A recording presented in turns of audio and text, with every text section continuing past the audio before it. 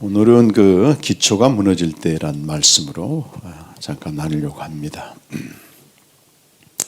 여러분 잘 아시고 또 기도 시간에도 집사님 나누셨습니다만 저희가 차드 사역을 마치고 온 바로 직후에 튀르키예에서 큰 지진이 나서 지금 어제까지는 5만 명 넘게 이렇게 사상자가 생겼습니다.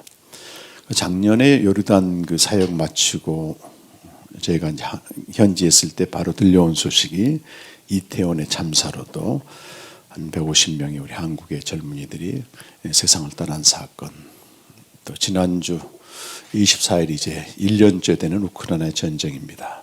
이런 지구촌의 재난이 계속되고 있습니다. 어제 그 세계는 지금입니다. 이 풀어보니까 지진에서 겨우 살아남은 사람들의 삶을 다뤘는데 그야말로 지옥 같은 고통스러운 삶을 살아남았어도 지금 견디고 있습니다.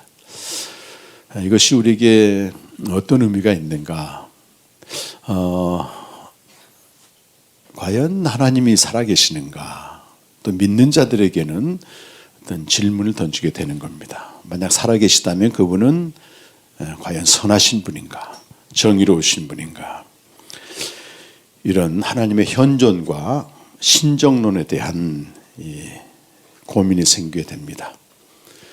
극단적인 근본주의 신앙은 하나님이 이 전쟁을 일으키셨다. 하나님이 지진을 일으키셨다. 이렇게 얘기를 합니다.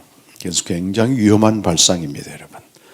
하나님을 악마화시키는 굉장히 위험한 것인데 실제로 그렇게 말하는 사람도 없지 않아 있습니다.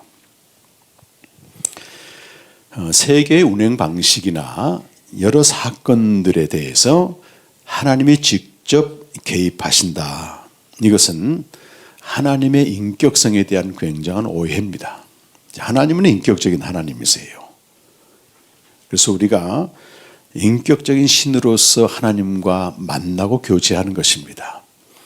그런데 세상의 이치를 보게 되면 특히 믿는 자들 눈에도 마치 하나님이 안 계신 것 같아. 그래서 계몽주의 시대는 우리 인간의 이성이 주체가 되고 스스로 생각하고 판단할 수 있는 그 사상 18세기부터 도입이 됐는데 특히 영국에서 꽃을 피운 계몽주의는 이신론으로 갑니다. 이신론이란 창조주 하나님은 인정을 합니다. 그러나 그가 세상 역사에 개입하거나 어떤 자연 현상에는 개입하지 않는다. 이런 주장입니다. 얼핏 우리 인간적으로 생각하면 맞습니다. 이성적으로 생각하게 되면 그래서 하나님을 창조주 하나님을 시계공으로 비유합니다.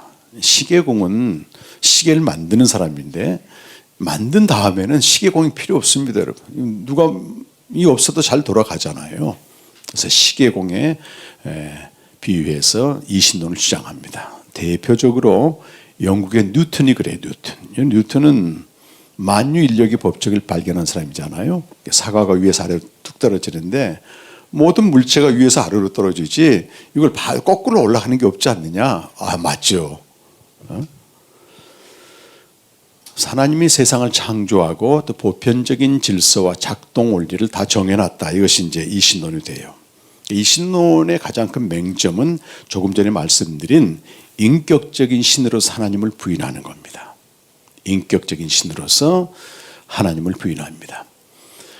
얼마 전도 아니네요. 한 20, 30년 전에 그 전 세계를 떠들썩하게 한 영국의 진화론자인 리차드 도킨스가 신은 환상이라는 책을 썼습니다. 우리 한국에서는 굉장히 두꺼운 책인데 만들어진 신으로 번역이 돼요.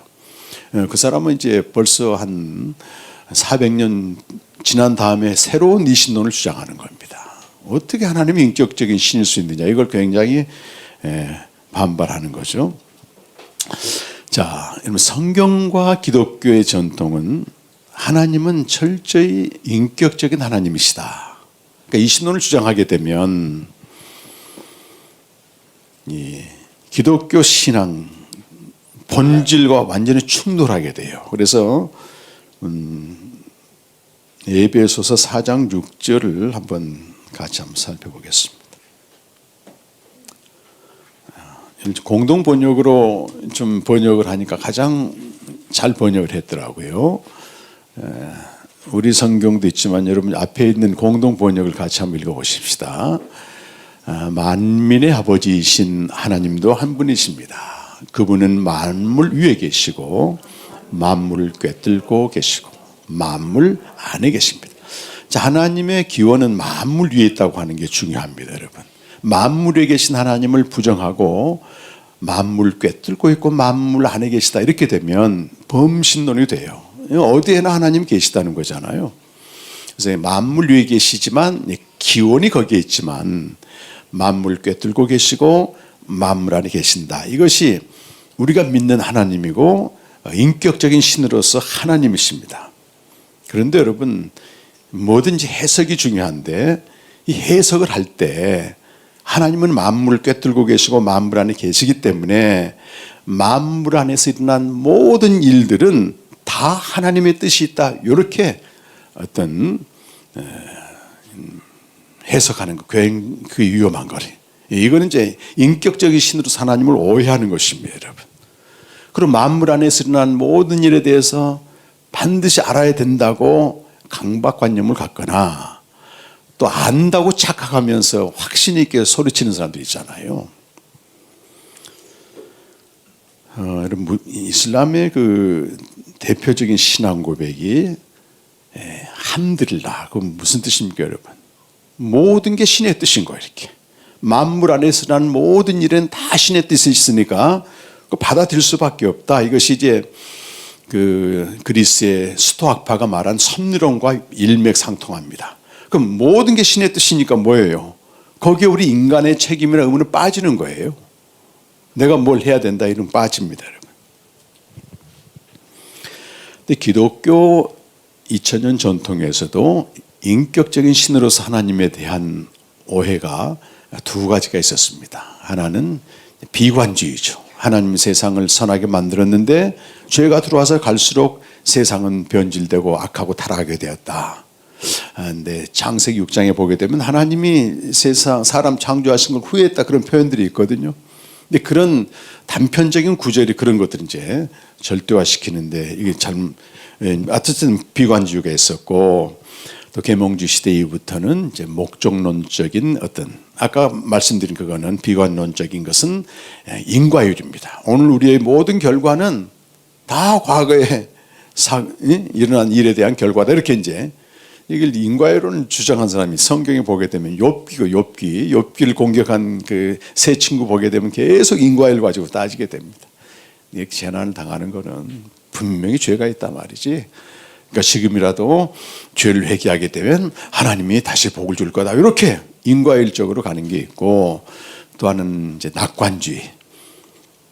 아무리 악이 횡행하지만 하나님은 전능하신 능력으로 선을 만들어 간다. 목적론적인 관점이 있었습니다. 근데 지금 신학계에서는 이 두 개 다가 안 맞아.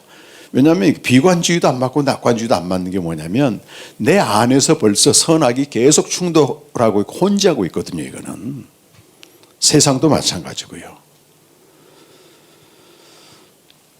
그래서 새롭게 이런 발전하고 진보된 신학 중에 하나가 무인격적인 하나님의 본성 안에는 당연히 인격적인 건 있지만은 그 안에는 무인격성도 있다. 이런 주장입니다, 여러분. 무슨 말일까요, 여러분? 이 세상의 어떤 자연 현상과 이런 피조 세계는 인격이 없다는 겁니다. 무인격성이에요.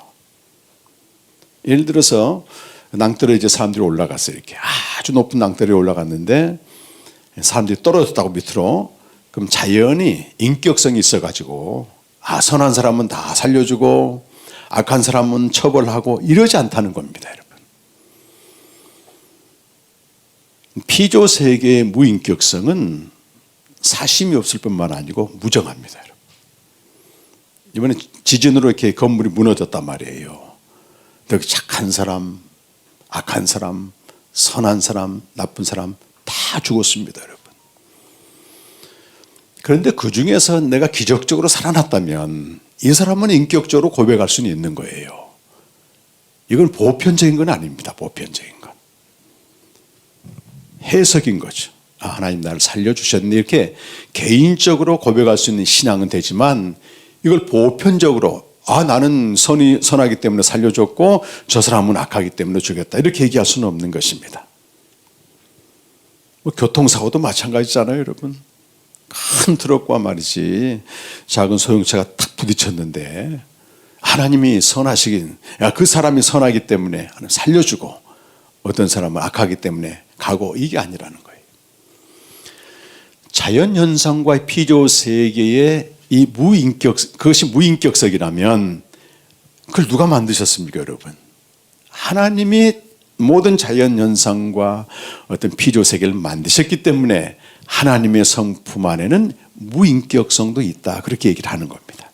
그 대형 사고나 사건 자체에는 인격이 없이 일어나는 거예요, 그냥. 그럼 그런 사건들이 나와 아무 상관이 없는가? 이렇게 물을 수가 있습니다. 그건 그렇지 않습니다. 거기에서 이제 하나님의 인격적인 신으로서 우리에게 말을 걸어오시고 우리를 찾아오시는 것입니다, 여러분. 그래서 어떤 사건이 어떤 사람에게는 경고가 될 수 있고, 경고로 하나님이 말씀하실 수도 있고, 또 어떤 사람에게는 격려가 될 수 있습니다. 이게 좁고 협착한 길이지만 이게 맞구나 하는 격려가 될 수가 있고, 어떤 사람은 길을 바꾸는, 생각을 바꾸게 하는 회개가 될 수가 있다고 하는 것입니다. 이 부분에 대해서는 예수님이 직접 말씀하셨습니다. 누가복음 13장 1절에서 우리 5절까지 말씀을 한번. 좀 글씨가 적게 보이면 성경을 찾아서 읽으셔도 됩니다. 누가복음 13장 1절에서 5절까지 말씀이에요. 우리 한 목소리로 한번 읽어보겠습니다. 13장 1절에서 5절 시작. 빌라도가 어떤 갈릴리 사람들의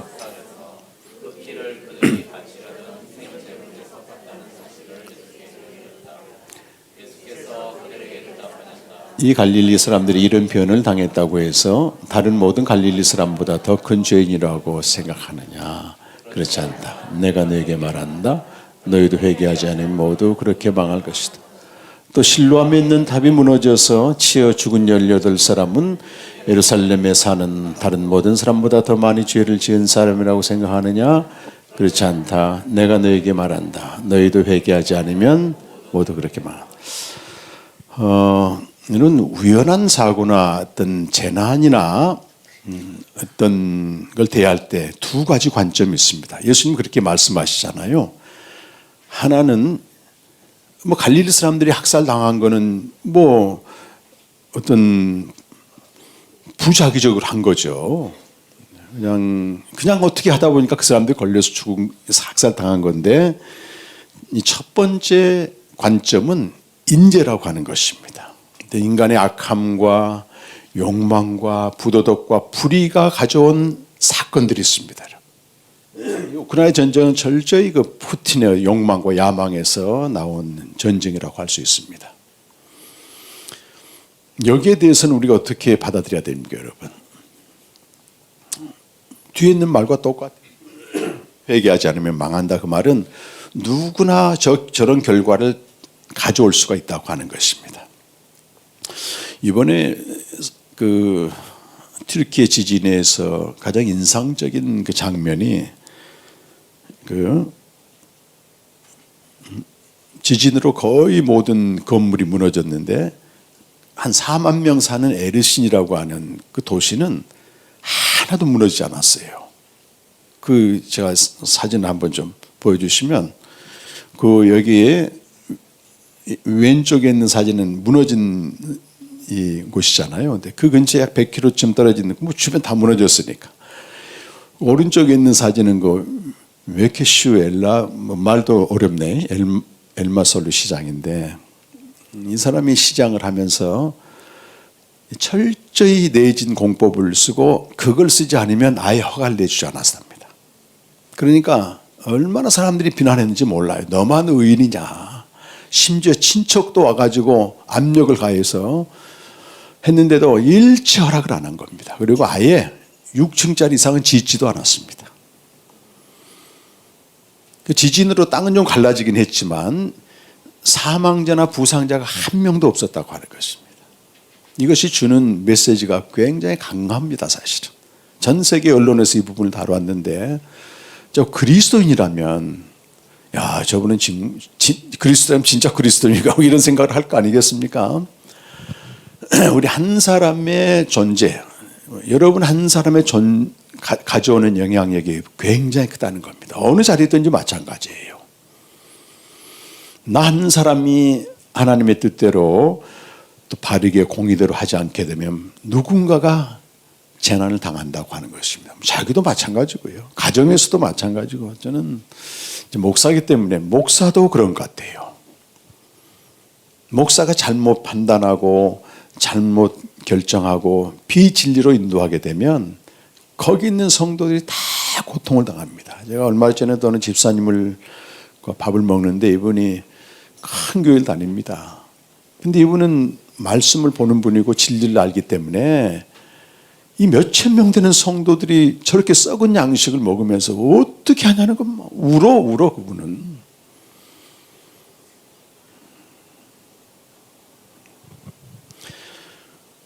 나의 욕망과 탐욕과 욕심이 가져온, 작게는 가정 공동체수가 있고 확장되면 뭐 회사일 수도 있고, 근데 반대로 내가 하나님 앞에서 코람되어 하면서 바르게 살았을 때는 저 시장처럼 많은 이들이 보호를 받는다고 하는 것입니다.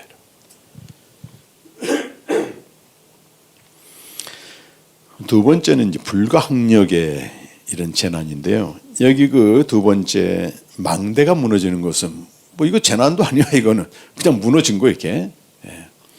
거기에 대해서는 하나님의 인격성을 개입하지 말고, 그렇다고 해서 그걸 다 안다고 원인을 캐내거나 또 알아야 된다고는 강박관념에 빠지지 말고 단지 그 사건을 통해서 하나님이 내게 어떻게 말씀하시는가 그걸 봐야 됩니다. 오늘 본문 말씀이 여러분 전에 목사님도 설교하시고 마태복음 계속 묵상하고 있는데 기초가 무너질 때 이런 제목입니다. 무너져 봐야만이 이게 기초가 뭔지를 알 수 있다는 거잖아요. 근데 저는 저 시장을 보면서 그가 우연하게 건축 허가를 안 내주고 지진 설계를 확실하게 이건 아닌 것 같아요. 이미 그 지역은 뭐예요? 이미 지진이 과거에도 있었고 지진이 날 가능성이 높았고 그래서 많은 지진세를 거뒀습니다, 여러분. 그러니까 이미 예견하는 거예요. 예견하고 있었다는 거예요. 그럼 우리의 신앙이 뭐겠습니까, 여러분? 우리 신앙은 다 예견된 겁니다, 여러분. 당장 안 무너졌지만 기초가 머리 위에 세웠다면 무너진다고 하는 게 하나님 말씀이에요. 이건 과거로 증명된 뭐 지진 이 차원을 떠나서 1.1획도 사라지지 않는 강력한 하나님의 메시지고 경고라고 하는 것입니다. 그러면 나는 기초가 뭔가를 물어야 된다고 하는 것입니다. 그래야만이 수만 명의 그 우리와 똑같은 가치를 가지고 있는 그 생명, 그들의 죽음을 헛되지 않는 것입니다. 헛되지 않는 것입니다. 기초가 뭐라고 되어 있습니까, 여기 마태복음 7장 그 결론이거든요. 결론 말씀인데 7장 24절은 반석 위에 지은 집이고 26절은 모래 위에 지은 집이고 이렇게 되어 있는데 공통점은 뭐냐면 말씀을 다 들었다는 거잖아요. 그렇죠. 다 말씀을 들었어요, 이렇게. 근데 다른 점은 뭐예요? 행하는 자가 있고 행하지 않는 자가 있다. 그겁니다, 여러분. 그럼 이 말씀을 우리가 또 문자적으로 받아들이면 야, 성경 말씀 내가 다 지켜야 되겠네. 이렇게 생각할 수가 있습니다, 여러분. 그럽니까, 여러분? 이 성경을 전체가 부분을 해석하고 부분이 전체를 해석하기 때문에 이걸 문자적으로 그대로 받아들이게 되면 나는 이걸 그대로 다 실천해야 되는 거예요.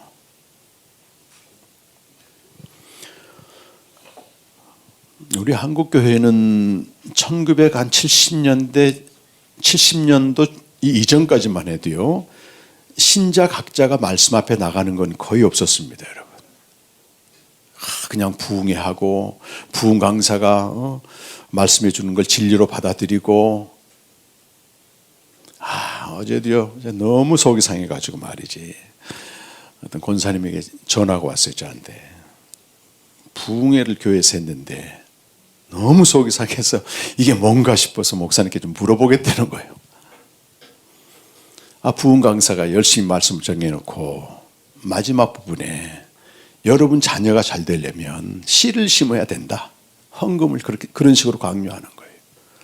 전 그래서 깜짝 놀란 게, 지금 20년 전이나 30년 전 그때 같으면 통했을 얘기를 어떻게 지금도 그런 부흥사를 불러다가 한다는 얘기는 완전히 성도들을 경멸하는, 무시하는 겁니다. 이거는 계몽되기 전 같으면 맹목적으로 믿었으니까 제일 취약한 부분이 자식이잖아. 자식 잘 되는데 헌금만 할 사람이 어디가 있어요? 근데 우리 한국 사회는 이미 계몽화되어 있습니다, 여러분. 그런 얘기하면 전부 주술이라고 얘기하고 사기꾼이라고 얘기해요. 지금도 그러고 있더라니까. 어제 모 교회 그 부흥회 계몽이 되어 있는 시대입니다, 지금은. 근데 기독교 역사에서 계몽주의는 굉장히 중요한 분기점인데, 이것이 종교 개혁을 한 차원 뛰어넘는 종교 개혁을 해서 이제 사람들이 말씀 운동이 벌어지고 했는데, 또 죽은 정통처럼 돼가지고 말씀도 제대로 안 지키고 또 지킬 수도 없고, 또 기독교가 야만의 집단으로 변하면서 이 세상의 어떤 기준보다 더 추락해 버렸단 말이에요. 세상은 계속 발전하고도 어쨌든 이성 교육을 받게 되고 사람들의 지적 수준이 높아지는데, 여기는 완전히 중세식으로 미신처럼 믿고 있으니까, 그런 점에서 계몽주의가 기여한 바가 있습니다. 그래서 계몽주의 자체는 뭐 좋은 말은 아니지만 계몽이란 말은 굉장히 좋은 거예요. 전적으로 타율에 의해서 신앙생활에 지배를 받던 사람이 자기가 생각을 하고 판단을 해보고 이성을 가지고 하는 거예요, 이게.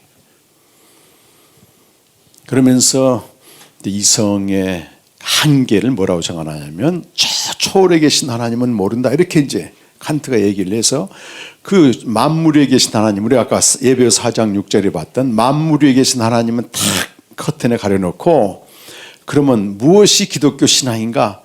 임마누엘 칸트가 하는 말이, 시간과 공간을 떠나서 어느 시대나 또는 어떤 지역에서나 똑같이 주어진 이 성경 말씀이 있습니다. 정언명법이라고 하죠.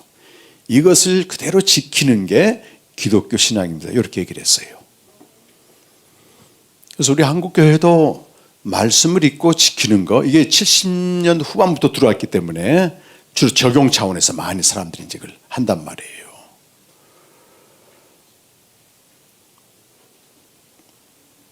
그때 문제가 또 생기게 되는 겁니다. 도전을 받아, 세상 사람들의. 세상의 교양인들이 가만 볼 때 기독교인들의 삶을 보니까 자기보다 한 수 아래인 거예요. 근데 기독교인들은 또 뭐예요? 말씀을 그대로 지켜야 되니까 그만큼 도덕과 윤리 면에서 상승을 하는데, 굳이 예수를 안 믿어도, 굳이 교회를 안 나가도 내가 양심대로 살고 도덕적으로 살게 되면 그 하나님 무슨 필요 있느냐, 이렇게 이제 시비를 걸어오는 거란 말이에요. 네, 그러지 않습니까? 우리도 그런 비슷한 시기에 살고 있어. 교회 다니는들 그리스도인의 삶이 일반 교육을 받고 또 윤리적으로 도덕적으로 삶보다 더 못하니까 굳이 교회 다닐 필요가 뭐가 있느냐? 교회 다니게 되면은 착하게 살고 바르게 산다, 그렇게 가르친다면 나는 교회 안 다녀도 착하게 살고 바르게 산다, 이렇게 주장하는 사람들이 입을 다 막는다니까. 그래서 이제 슐라이마 같은 사람이 교양인이 기독교를 멸시하는 교양인들을 위한 강연해가지고 종교론이라는 책을 써요. 기독교는 윤리적인 또 도덕적인 바르게 살고 착하게 사는 그런 종교가 아니고, 저 보이지 않는 칸트가 가르놨던 초월에 계신 하나님과 만남이다. 만남. 우리는 알죠. 그게 뭔 말인지. 그래서 영생은 죽어서 가는 어떤 피안의 세계가 아니고 여기서 하나님과 만나는 실제다. 이렇게 이제 얘기를 했어요. 맹점이 뭐냐면 우리 안에는 하나님을 만날 수 있는 직관이 있다 이렇게 얘기를 했기 때문에 그리스도가 필요가 없는 거예요. 그리스도가. 어떻게 우리가 그리스도가 없이 거기서 오신 그리스도가 없이 하나님을 만날 수가 있습니까, 여러분? 종교다원주의로 갈 수밖에 없습니다. 그러다 보니까 그 틈바구니를 치고 들어와서 허무주의 사상이 등장해. 니체와 프로이드 이런 사람 등장해가지고 초월에 계신 하나님 웃기지 말라는 거예요. 그런 세계는 없다고 못을 박아 이들이.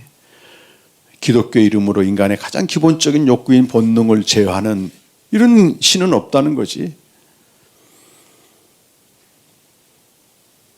그 이후에 두 번의 큰 전쟁이 일어납니다, 여러분. 1차 대전과 2차 대전 두 번의 전쟁은 기독교 국가끼리 싸운 거예요. 기독교 국가끼리. 그러면서 기존의 모든 사상들이 전쟁의 패와 함께 묻히게 되는 것입니다. 그러면서 이제 등장한 하나님의 사람들이 외치는 거죠. 차세기가 있다는 거예요. 그들이 성경으로 갑니다, 여러분. 한 250년 정도 이 철학과 신학과 모든 사상을 성경으로 다 정리한 칼빈 다음에 어거스틴 다음에 칼빈 다음에 칼바르트라고 하는 신학자를 하나님이 보내신 겁니다. 35년 동안 성경을 가지고 기존의 모든 철학과 신학을 다 맹점을 찾아내서 어마어마한 책을 만들어냈습니다, 여러분. 그 내용이 단순합니다, 여러분. 저 만물에 계신 초월에 계신 하나님, 땅에 있는 우리하고는 감히 범접할 수 없는 무한한 질적 차이가 있는데 저 하늘에 계신 하나님의 아들이 예수 그리스도로 우리에게 오셨다는 거예요. 그래서 우리에게 생명을 주어서 그 세계로 들어가게 하셨다. 우리는 이걸 지금 요한복음으로 당연하게 알고 있지만 2000년 역사 동안에 기독교의 역사 동안에 검증되고 또 검증되면서 우리에게 주어진 이 결론이에요, 결론. 생명입니다, 여러분. 이 생명의 복음을 제가 곳곳에 전하기 때문에 성경이잖아요, 성경 이거는. 한계성에 갇힌 이 교회나 목회자들이 깜짝깜짝 놀라는 겁니다, 여러분. 저기 계신 하나님을 알지 못하게 되면 우리는 만물 안에 갇혀 우리 신앙과 삶도 계속 유한성의 절망이라고 하는 거기에 부딪히게 되는 것입니다. 그래서 여기서 말씀을 듣고 행한다 그 말은 저 위에 계신 분에게 매일 나간다고 하는 겁니다. 단순히 말씀을 듣고 내가 그대로 순종한다 그거는 바리새 종교로 전락하는 거예요, 여러분. 말씀의 수준을 낮추거나 또는 아예 우리 적용해봤지 않습니까? 우리 17년 동안 저도 적용해봤는데 자기 기만이에요, 자기 기만. 말씀 앞에 나갔을 때 칼빈이 말한 대로 우리 비참성과 죄성을 발견할 수밖에 없어. 근데 그런 우리를 위해서 하나님이 그 아들 예수 그리스도를 통해서 행하신 그 놀라운 복음의 내용을 우리가 알 때 그 그리스도를 통해서 어디까지 간단 말이에요. 만물에 계신 아버지 품에 거하는 겁니다. 적용하려고 하지 말고 이 모습 이대로 아버지 품에 거하게 되면 그 하나님에게서 나오는 그 풍성한 그 자원을 가지고 그 아가페적인 사랑을 가지고 산상수훈의 가장 핵심적인 계명인 이웃사랑을 우리가 자연스럽게 하는 겁니다, 여러분. 그렇지 않고 그 아버지 품에 거하지 않으며 내가 생명의 교제 없이 내가 주체가 되어서 말씀을 지키려고 하게 되면은 기껏해야 착한 사람, 도덕적인 윤리적인 사람 만들 수 있지만은 그는 하늘에서 간 충만한 기쁨을 누리지 못하기 때문에 하다가 절망하게 됩니다, 여러분. 로마서 7장에 있는 것처럼 내 속에 선한 것이 없다 말이지. 선한 의지는 있는데 선을 행할 수 있는 능력은 없다.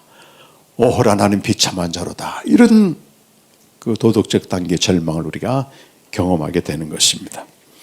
예수님은 말씀하셨습니다, 여러분. 준비하라. 깨어있으라.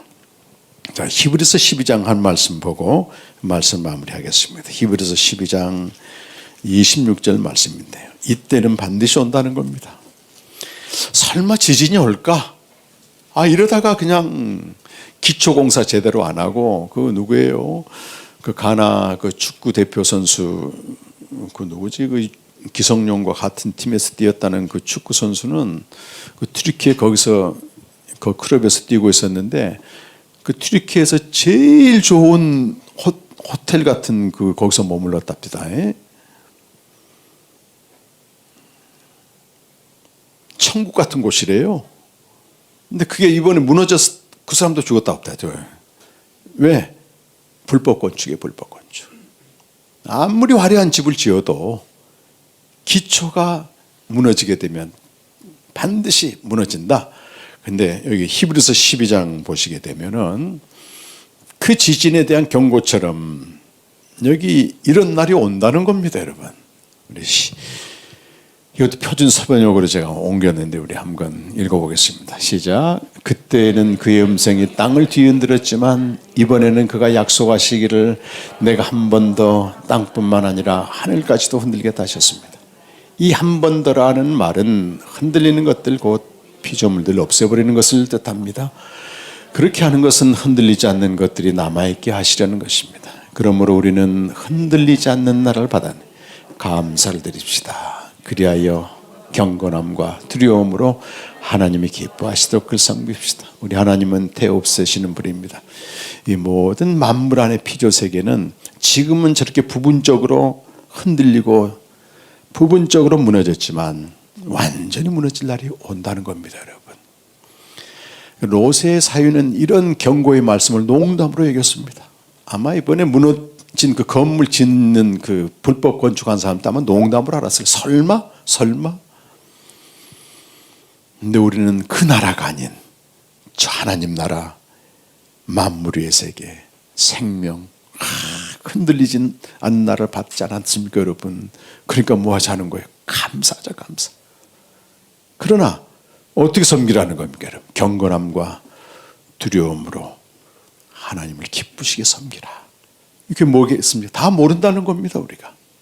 다 모른다는 겁니다. 그래서 이런 말씀을 준비하면서 제가 이렇게 복음 중심으로 계속 이런 복음을 듣고 그 치열하게 일상을 살면서도 말씀으로 살아보려고 애쓰는 이분들이 너무너무 귀한 겁니다, 여러분. 제가 지난주에 우리 주님의 교회라고 창원에 가서 1일 사경을 했는데요.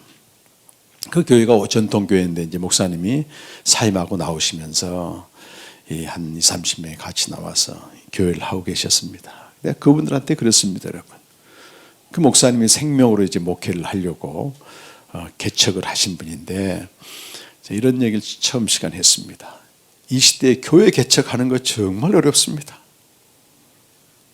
뭐 개척 옛날엔 좀 했는데 요즘 거의 개척 뉴스는 없는 것 같아. 그런데 더 어려운 건 뭡니까, 여러분? 생명으로 목회하고 생명으로 사는 성도들은 더 위기합니다 그랬어요. 그럼 마태복음 7장 13절에 보면 예수님이 멸망으로 가는 목사님 다 설교하셨더라. 멸망으로 가는 문은 크고 넓어 찾는 사람이 많고 생명으로 인도하는 문은 그 좁고 협착하여 찾는 이가 적다. 개척교회도 어려운데 찾는 이가 적은 여러분이 여기 오신 것을 인간적으로 보면 너무 안타깝지만 진짜 복을 받은 사람이다 그러지. 그 얘기했습니다, 여러분. 얘기했습니다. 저도 이제 생명의 교제 단톡에 들어가 있기 때문에 어떤 분은 자정이 다 돼서 올리는데요. 너무너무 감동이 되는 거예요. 야, 정말 뭐 안 올리신 분도 하시겠지요. 근데 이제 거기에 이제 올라오는 것만 보니까 저는 이런 성도 한 명 있는 성도 결코 무너지지 않습니다, 여러분. 제가 차드 가서도 그런 얘기 했습니다, 여러분. 그 북아프리카 한때 5분의 1이 전부 기독교 인구였고 그런데 지금 99%가 전부 무슬림이 돼버린 거는 무슬림 세력이 강해서가 아니고 진짜 성전을 안 지었기 때문에 그렇습니다. 만몬이라고 하는 돈이 오니까 그냥 무너지잖아요, 이렇게. 근데 매일 이 생명을 알고 흔들리지 않는 나라에 들어가서 그 나라에 거하기를 힘쓰기 위해서 말씀 앞에 자기 자신을 드리고 투혼하고 너무너무 귀해요. 어제도 이제 수원에 있는 인터처치라고 작년 1월 달에 다 우리 캠프 오신 분들이거든요. 이 두 가정이 교회를 시작했어요. 그러니까 제가 이제 시간 날 때마다 가는데 어제 갔더니 그 말씀 예배 드리고 나서 바로 이어서 각자 묵상한 말씀을 나누는데요. 뭐 전문적인 실력은 아닌데 한마디 한마디 나누는데요. 그 순결함과 주님 앞에 서려고 하는 매일에 매일. 한 분은 공무원이라서 너무 바쁜데도 목숨 걸고 하는 거예요. 20년 30년 교회 다녔어도 문턱만 왔다 갔다 했지 말씀 앞에 나가 본 적이 없었는데 이 복음생명 캠프를 듣고 새 언약 백성으로 사는 거는 생명의 교제 없으면 이거 죽는 거구나. 뭘 해도 그래서 이분들이 시작을 하는 겁니다, 여러분. 그래서 오늘 기초가 무너질 때의 말씀은 우리 복음 우리 충신교회 성도들 격려하고 싶어요, 제가 여러분. 준비하라, 깨어있으라. 꼭 저렇게 믿어야 되냐? 그렇게 해야 됩니다, 여러분. 꼭 저렇게 지어야 되느냐? 해야 됩니다, 여러분. 우리에게 들려오는 하나님의 음성이 건넨말이라고 해요. 건넨말. 신학적으로. 그 사건을 통해서 하나님이 말씀하신다. 내 기초를 돌아보라는 겁니다, 여러분.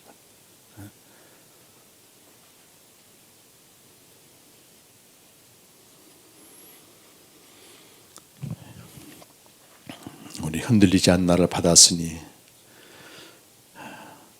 경건함과 두려움으로 그분의 기쁘게 섬기는 저와 여러분 되시기를 간절히 축원합니다, 여러분. 한번 기도하겠습니다.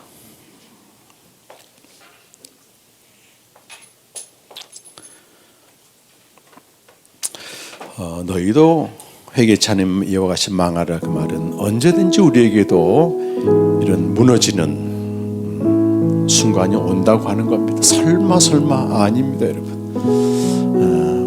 우리를 생명의 길로 인도하고 생명을 전하는 이 공동체로 불러주신 은혜 감사하며 내가 지금은 완전하지 않지만 하나님은 여러분 완전한 거 원하지 않으십니다. 완전한 사람은 없어요. 목사님도 몇 번 설교 때 했잖아요. 우리의 순종은 완전함을 요구하는 게 아니고 태도를 요구하는 거고 방향을 요구하는 거라고 말씀하셨습니다. 시간 주님 은혜 주셔서 이런 대형 사건과 전쟁과 지진을 통해서 하나님 내게 뭐라 말씀하시는가 이미 생명의 교제를 통해서 영원한 나라 흔들리지 않는 나라에 거하는 분들은 더 힘을 얻고 또 그렇지 않은 분들은 다시 한번 나 자신을 생각해보고 이것이 전부가 아니구나 고민하며 우리 복음 중심 교회가 이 생명의 공동체 견고해서 갈 수 있도록 은혜 주시도록 다 같이 한번 기도하겠습니다. 하나님 아버지 은혜와 사랑을 감사합니다. 이곳에 주님의 생명의 공동체로서 교회를 세워주셔서 함께 모여 교제하며 생명을 나누게 하심을 감사합니다. 하나님 아버지 이 시간 간절히 바라고 주님 여러 사건과 자연재해와 전쟁을 통해서 하시는 주님의 아버지 음성을 저희들이 듣게 하시고 너희도 이와 같이 회개하지 않은 망하게 하신 것처럼 나의 기초를 돌아보길 간절히 원합니다. 하나님 우리 기초를 무너뜨리시고 의를 기초로 다시 세워주시고 주님 은혜를 주셔서 아버지 우리 기초가 복음 안에 견고히 세워져 주셔서 은혜를 주시옵소서. 하나님 아버지 곳곳에서 재난이 일어나고 또 통제 불가능한 상황들이 전쟁과 기근이 계속되고 있습니다. 남의 일이 아니고 바로 또 우리도 언제든지 겪을 수 있는 일이라고 하는 주님의 경종의 말씀 앞에 우리 영혼의 옷자락을 다시 한번 추스릴 수 있는 저희들이 되게 하여 주시옵소서. 나의 기초가 무엇인지 다시 한번 생각하게 하여 주시고 반드시 무너질 때가 오는데 복음의 반석 위에 복음의 기초 위에 생명으로 쌓아지는 생명으로 살아가는 우리의 집이 되기를 간절히 원합니다. 이미 생명의 교제를 토론하고 있는 우리 성도들 너무도 귀하고 복됩니다. 하나님께서 더 격려해 주시고 또 꼭 그렇게 믿어야 되는가 이런 의문이 있는 이들에게는 이 시간 다시 한번 내가 어떻게 믿어야 될지 기초를 돌아보고 쌓는 지혜로운 건축자가 되게 하여 주시옵소서. 예수님의 이름으로 간절히 기도드립니다. 아멘.